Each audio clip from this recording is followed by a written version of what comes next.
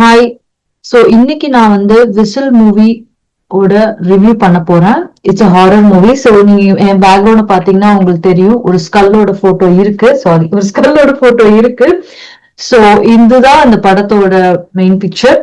So இந்த படத்தோட main story என்னன்னா, சில ஹை ஸ்கூல் கிட்ஸ் இருக்காங்க. அவங்களுக்கு ஒரு ஆர்டிஃபேக்ட் கிடைக்குது. ஆர்டிஃபேக்ட்னா ஒரு சாமான். So it's a thing. So அது வந்து என்னன்னா, ஒரு விலை உயர்ந்த பொருள் மாதிரி வச்சுக்கோங்களேன். சோ அது வந்து கிடைக்குது. சோ அதோட இது என்னன்னா, அது யாரெல்லாம் ப்ளோ பண்றாங்களோ அது ஒரு விசில் மாதிரி இருக்கும். ப்ளோ பண்றவங்க பின்னாடி டெத் வரும்னு சொல்லுவாங்க. சோ இதுதான் அதோட மெயின் ஸ்டோரி. சோ இப்ப நம்ம கதைக்குள்ள போனோம்னா, எடுத்த உடனே ஒரு ஃபுட்பால் கிரவுண்ட்ல பிளேயர் விளையாடிட்டு இருக்காரு. ஃபுட்பால் டீம் பிளேயர் விளையாடிட்டு இருக்காரு. அவருக்கு வந்து கொஞ்சம் ஏதோ இமேஜஸ் எல்லாம் தெரியுது. சோ பார்த்தோன்னே கொஞ்சம் ஃப்ரீஸ் ஆகிற மாதிரி சீன்ஸ் வச்சிருக்காங்க.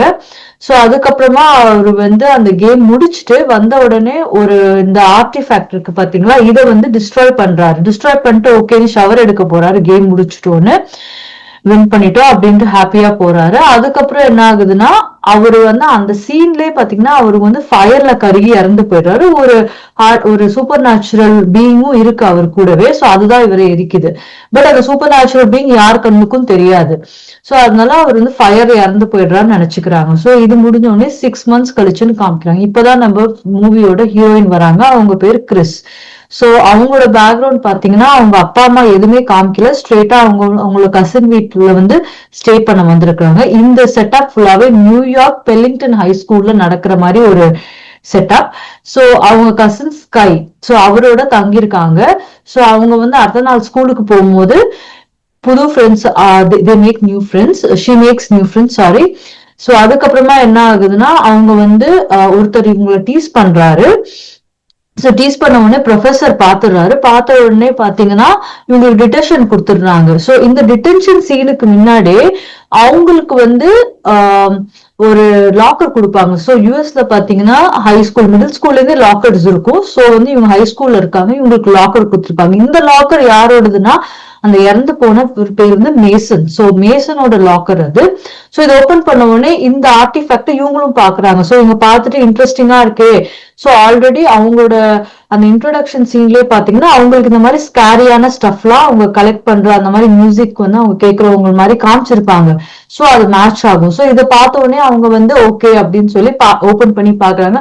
விசில் பார்த்த உடனே ப்ளோ பண்ண போறாங்க. பட் கரெக்டா ஸ்கூல் பெல் அடிக்குது. ஸ்கூல் பெல் அடிச்ச உடனே இவங்க போயிடுறாங்க. சோ அவங்களால ப்ளோ பண்ண முடியல. சோ இது முடிஞ்ச பிறகு என்ன ஆகுதுன்னா, அவங்க வந்து கிளாஸ் எல்லாம் முடிச்சுட்டு டிடென்ஷனுக்கு போறாங்க. டிடென்ஷனுக்கு போகும்போது அந்த டிடென்ஷன் கூப்பிட்டவர் பார்த்தீங்கன்னா ஒரு ஆஸ்ட்ரிக் ப்ரொஃபசர். அவர்கிட்ட போயிட்டு இவங்க வந்து காமிக்கிறாங்க. எப்படி காமிக்கிறாங்கன்னா, அதுல இருக்கிற ஒருத்தவங்க வந்து போட்டு கொடுத்துடுறாரு, இந்த மாதிரி வந்து இவங்க கிட்ட ஒரு பொருள் இருக்கு, இந்த மாதிரி ட்ரக் பண்றவங்க அப்படின்னு சொல்லி சொன்ன உடனே அவர் வந்து அது என்னன்னு காமின்னு சொன்ன உடனே இவங்க காமிக்கிறாங்க. காமிச்சிட்டு அந்த கிறிஸ் வந்து சொல்லிடுறாங்க, சோ இது வந்து ஸ்கூல்ல இருந்து எடுத்த ஐட்டம் தான். சொன்ன உடனே இது உன்னோட பொருள், ஸ்கூலோட ஐட்டம் ப்ரொஃபசர் வாங்கிக்கிறாரு. சோ டிடென்ஷன் முடிஞ்சு இவங்க எல்லாம் போயிடுறாங்க. சோ ப்ரொஃபசர் அதுக்கப்புறம் என்ன பண்றாருன்னா, இது என்னன்னு செக் பண்றாரு. அப்ப பார்க்கும்போது இந்த சீனுக்கு முன்னாடியே என்ன, பசங்க வந்து இதை வந்து கூகுள் டிரான்ஸ்லேட்டர் வழியா அவங்க செக் பண்ணிருப்பாங்க. சோ அதுல வந்து டெத் டு சமன் அப்படின்னு இருக்கும். சோ டெத் டு சமன் உடனே நம்ம வந்து செத்தவங்களை வந்து சமன் பண்ண போறோம், லைக் கூப்பிட போறோம் அப்படின்னு நினைச்சுக்கிறாங்க இவங்கலாம். சோ இதுதான் வந்து அவங்க மைண்ட் செட்ல இருக்கு. சோ இப்படியே போயிட்டு இருக்கும்போது டென்ஷன் முடிச்சுட்டு போயிடுறாங்க. ப்ரொஃபசர் அதை எடுத்து வச்சுக்கிறாரு. சோ ப்ரொஃபசர் எடுத்து வச்சுட்டு ஸ்டூடெண்ட்ஸ் எல்லாம் போன பிறகு இதை வந்து பிட் பண்றாரு. சோ ஆன்லைன் செல் பண்ண பாக்குறாரு. பார்க்கும்போது $35,000 அவரால் அது செல் பண்ணும்போது ஸோ ஷாக் ஆயிடுறாரு. ஸோ ஒர்க்கிங்கா நான் ஒர்க்கிங்கா யூஸ்வலா நம்ம ஒரு பொருள் விற்கும் போது கண்டிஷன் சொல்லுவாங்க. ஸோ அந்த இதுல பாத்தீங்கன்னா இவர் ஒர்க்கிங்கா இருக்கா இல்லையான்னு பாக்குறதுக்கு அவர் ஊதி பாக்குறாரு. ஊதி பார்த்த போதே பாத்தீங்கன்னா ஒரு டிஸ்டர்பன்ஸ் இருக்கு அந்த என்விரான்மெண்ட்ல, பிளஸ் கிளாஸ் பிரேக் ஆகுது. சோ இதை பார்த்துட்டு லைட்டா கொஞ்சம் அப்படியே கொஞ்சம் அப்செட் ஆகிற மாதிரி ஒரு சீன் காமிக்க, லைட்டா டிஸ்டர்பன்ஸ் இருக்கு. சோ இதை முடிச்சுட்டு அவர் வந்து வெளியே போறாரு. பிளஸ் ஹாப்பியாவும் இருக்காரு, லைக் இவ்வளவு காசு நம்ம கிடைக்க போகுதுன்ட்டு. போயிட்டு வர கேப்ல என்ன ஆகுதுன்னா, நம்ம ஹீரோயினோட கசின் ஸ்கை என்ன பண்றாருன்னா, அவரோட புக்கை வந்து மறந்து வச்சிடுறாரு. சோ மறந்து வச்சதுனால அவர் போய் புக்கை போய் எடுக்க போறாரு. எடுக்க போற டைம்ல சோ ப்ரொஃபஸரோட ரூம்லயும் போய் பார்த்தா இதுக்கு அவ்வளவு வேல்யூ இருக்கு. சரி நைஸா இவர் வந்து அதை வந்து ஆட்டை போட்டுறாரு. ஆட்டை போட்டு போயிடுறாரு. சோ போயிட்டு இவங்க வந்து டிடென்ஷன் வந்து ஏதோ ஒரு டாபிக் கொடுத்து இந்த மாதிரி 5 pages எழுதணும்னு சொல்லியிருக்காங்க. சோ இவங்க டிடென்ஷன்ல வந்து ஒரு ஹீரோயின், அவங்களோட கேர்ள் ஃப்ரெண்ட், அவங்களோட கசின், அப்புறம் அவங்க ரேக் பண்ணவங்களும் அவங்களோட கேர்ள் ஃப்ரெண்ட். ஸோ மொத்தமா 5 பேர் வந்து டிடென்ஷன்ல இருக்காங்க. இந்த ஒரு கிரேஸ்ன்றவங்க வீட்டுல வந்து எழுதுறாங்க. சரி எழுதுறாங்க. அப்ப பேசிட்டு இருக்கிற போது இந்த விசில் வந்து ஓகே ஊதி பார்க்கலாம், பே பண்ணலாம்னு சொல்லி பிளான் பண்றாங்க. ஏன்னா யாரோ இறந்தவங்களை நம்ம வந்து சமன் பண்ணலாம் அப்படின்னு நினைச்சுக்கிறாங்க. சோ அவங்க வந்து ஊதுறாங்க. ஊதும் போதே ஃபுல் டிஸ்டர்பன்ஸ் ஆகுது. சோ டிஸ்டர்பன்ஸ் ஆயிட்டு அப்படியே இதாயிடுது. கொஞ்சம் ஸ்கேரியா கொஞ்சம் இது பண்றாங்க. அதுக்கப்புறம் இவங்க எல்லாம் கிளம்பி போயிடுறாங்க. கிளம்பி போயிட்டு அடுத்த நாளே ஸ்கூலுக்கு வரும்போது பாத்தீங்கன்னா இந்த ப்ரொஃபசர் வந்து இறந்து போயிடுறாரு. ப்ரொஃபசருக்கு எப்படி இறந்து லங் கேன்சர்ல இறந்து போயிடுறாருன்னு சொல்றாங்க. சோ இவங்களுக்கு எல்லாம் வந்து ஃபிஷியா இருக்கு. ஏன்னா இந்த கேப்ல வந்து இவங்க இந்த ஸ்விம்மிங் பூல்ல இருக்கும் போது ப்ரொஃபசரை வந்து அந்த பேய் வந்து அவங்களோட லைஃப் எடுத்துடுது. சோ இது முடிஞ்ச உடனே இவங்க ஷாக் ஆயிடுறாங்க. அதே சமயத்துல கிறிஸ்க்கு வந்து ஒரு கேர்ள் ஃப்ரெண்ட் இருக்கா. அவ வந்து பாத்தீங்கன்னா அவங்களும் ஒரு சூப்பர் நேச்சுரல் இருக்கிற மாதிரி அந்த ஸ்டேடியம்லயே ஃபீல் பண்றாங்க ஒரு இமேஜ். சோ அதே மாதிரி கிறிஸ்துமே அவங்க வீட்டுல அன்னைக்கு நைட்டே வந்து ஒரு இமேஜ் பாக்குற மாதிரி ஃபீல் பண்றாங்க. ஓகேங்களா. சோ இதெல்லாம் இது பண்ண பிறகு அவங்களுக்கு சஸ்பீஷியஸா ஆகுது. சரி ஏன் அவன் இறந்து போனான்னு போய் பார்த்தா அந்த மெடிக்கல் ரிப்போர்ட்ல அந்த கிறிஸ் இறந்து போனவரோட சாரி மேசன் தான் இறந்து போனோம். இறந்து போனவரோட மார்ஷரி இதுபடி அவரோட பற்கள் வந்து லேட் 40s இருக்கிறவங்களோட பற்கள் மாதிரி இருக்கு. பட் அவரோட உண்மையான வயசு வந்து 18 இயர்ஸ். ஸோ இதனால அவருக்கு டவுட் ஆகுது. டவுட் ஆயிட்டு சரி நம்ம போய் கிறிஸோட அந்த மேசனோட வீட்டுக்கு போய் நம்ம பார்க்கலாம். மேசனோட வீட்டுக்கு போய் பார்த்தா அவங்க பாட்டி வந்து ஒரு ஆர்டிஃபெக்ட் கலெக்டர்.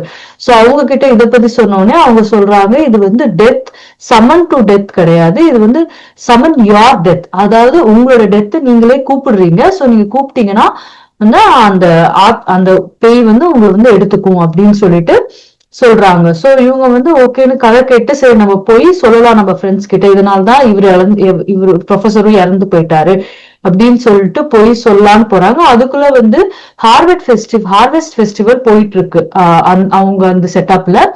சோ ஹார்வெஸ்ட் ஃபெஸ்டிவல்னா பேய் ஃபெஸ்டிவல் மாதிரி வச்சுக்கோங்களேன். இங்க ஹாலோவீன் அந்த மாதிரி வச்சுக்கோங்களேன். சோ அதுல வந்து எல்லாருமே வேஷம் போட்டுட்டு இருக்கிறாங்க. சோ இந்த இடத்துல திரும்பி இப்ப கிரேஸையும் போட்டு தள்ளிடுது அந்த பேய். இது இந்த சீன் பாக்குற தேவ், அதாவது அவங்களோட பாய் ஃப்ரெண்ட் வந்து இது தேவ் அவ கிடையாது, ஏன்னா வந்து ரொம்ப வயசான லேடி அப்படின்னு சொல்றாரு. பட் ஆனா அந்த பேயோட இது என்னன்னா அது வந்து நீங்க எப்படி இறந்து போகணும் அந்த கடைசி உங்களோட பாடி கண்டிஷன் என்னவோ அந்த பாடி கண்டிஷன்ல தான் நீங்க சாகுவீங்க அந்த பேயோட இதுபடி. சோ அதனால அந்த மாதிரி அந்த ஓல்ட் லேடியா தான் அந்த பொண்ணு சாகணும். So grace. சோ அதே மாதிரிதான் அவங்க இறந்து போவாங்க. பட் யாரோட பாடின்னு ஐடென்டிஃபை பண்ண முடியாது. அந்த மாதிரிதான் இருக்கும் சுச்சுவேஷன். சோ இதெல்லாம் இதுக்கப்புறமா படம் கொஞ்சம் வேகமா போகும்.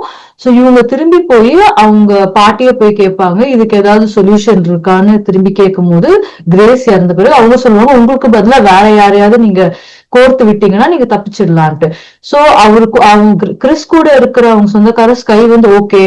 அதுக்கு முன்னாடி ஸ்டார்டிங்ல ஒரு பிரீஸ்ட காமிச்சிருப்பாங்க. அந்த பிரீஸ்ட் பாத்தீங்கன்னா ட்ரக்ஸ் வந்து விற்பாரு.